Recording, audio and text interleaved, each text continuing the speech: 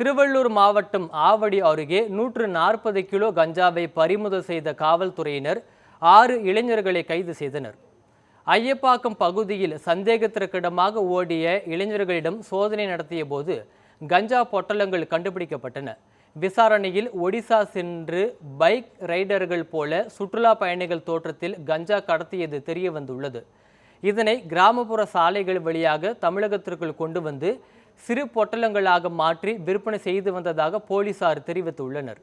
சம்பவத்தில் பயன்படுத்திய வாகனங்கள் மற்றும் பணம் பறிமுதல் செய்யப்பட்டுள்ள நிலையில் தயாளன் என்பவரை காவல்துறையினர் கைது செய்தனர்.